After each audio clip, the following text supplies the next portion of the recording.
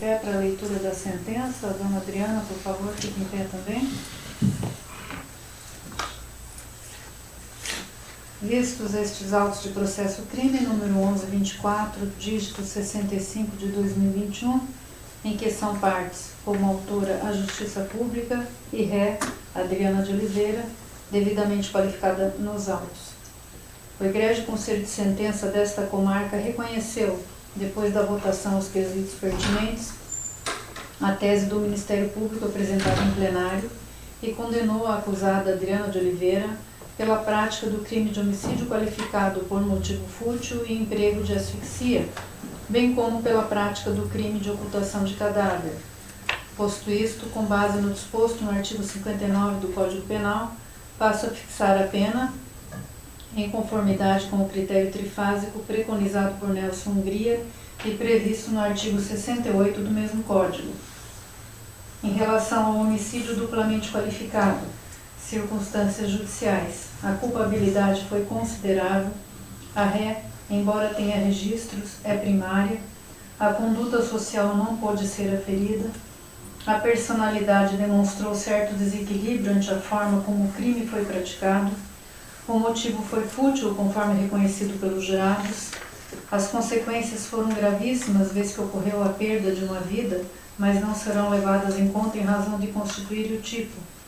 O comportamento da vítima não contribuiu para o cometimento do evento criminoso. Diante das circunstâncias judiciais acima consideradas, levando-se em conta a personalidade da ré e tendo em vista o reconhecimento da existência de duas qualificadoras e a forma desumana pela qual foi praticado o crime, fixo a pena base privativa de liberdade acima do mínimo legal, ou seja, em 15 anos de reclusão. Circunstâncias legais, agravantes e atenuantes.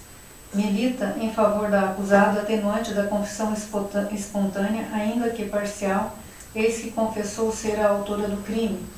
Ressalto por oportuno que, apesar de a confissão não ter sido integral, serviu para a formação da convicção dos julgadores, aplicando-se ao caso a súmula 545 do STJ. Diante de tal circunstância, atenuo a pena em 1 ano, ficando a pena nesta fase em 14 anos de reclusão, a qual declaro definitiva para este delito, ante a inexistência de outras causas modificadoras. Da ocultação de cadáver. Circunstâncias judiciais.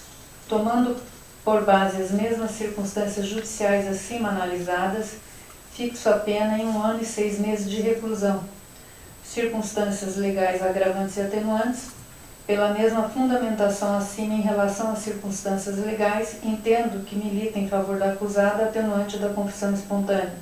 Assim, atenuo a pena em 6 meses, quedando-se nesta fase em 1 ano de reclusão, a qual declaro definitiva para este delito, ante a inexistência de outras causas modificadoras. Unificação das penas. Considerando a regra do concurso material, caput do artigo 69 do Código Penal, que diz que quando o agente, mediante mais de uma ação ou omissão, pratica 2 ou mais crimes, idênticos ou não, aplicam-se cumulativamente as penas privativas de liberdade em que haja incorrido.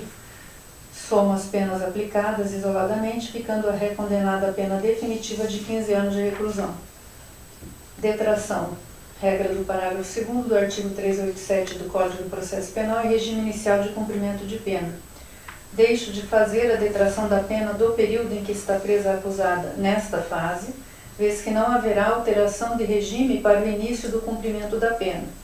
Nesse sentido, já há recente entendimento do Tribunal de Justiça do Estado do Paraná, cuja jurisprudência juntei aqui na decisão, os doutores podem ter acesso depois. Peço vênia para não ler, para não nos estendermos mais. Tá? Assim, fixo o regime inicial fechado para o cumprimento da reprimenda, considerando ainda o que prescreve o artigo 2º da Lei 8.072/90 e artigo 33 do Código Penal. Em obediência ao disposto no artigo 492, inciso 1, a linha E do Código de Processo Penal, mantenho a prisão anteriormente decretada, para assegurar a aplicação da pena, principalmente pelo quanto fixado e regime inicial de cumprimento. Ademais, seria um contrassenso soltar a ré agora, vez que condenada por colegiado. Justifico nesta fase que utilizei nesta fundamentação a técnica per relazione, também amplamente aceita pelos tribunais pátrios, Nesse sentido, juntei também jurisprudência à decisão. Outro sim, quanto à validade do emprego dessa técnica de fundamentação, por sua vez, o Superior Tribunal de Justiça também já se posicionou, cuja decisão e jurisprudência constam aqui da sentença. Custas processuais. Nos termos do artigo 804 do Código de Processo Penal, condena o réu ao pagamento das custas processuais a serem calculadas ex lege.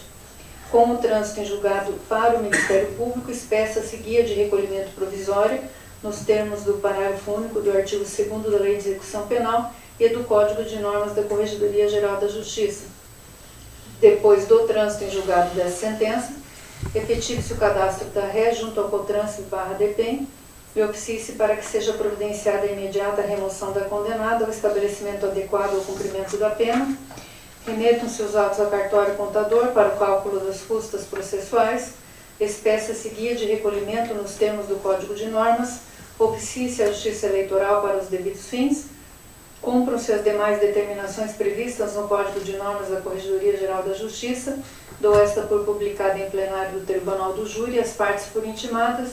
Registre-se demais diligências necessárias e fixe honorários ao defensor nomeado e que atuou no feito desde a decisão de pronúncia até antes da contratação do causídico que atuou nesta data, com seu auxílio na condição de subestabelecido, Dr. Humberto Duarte, no valor de R$2.000 a serem pagos pelo Estado do Paraná.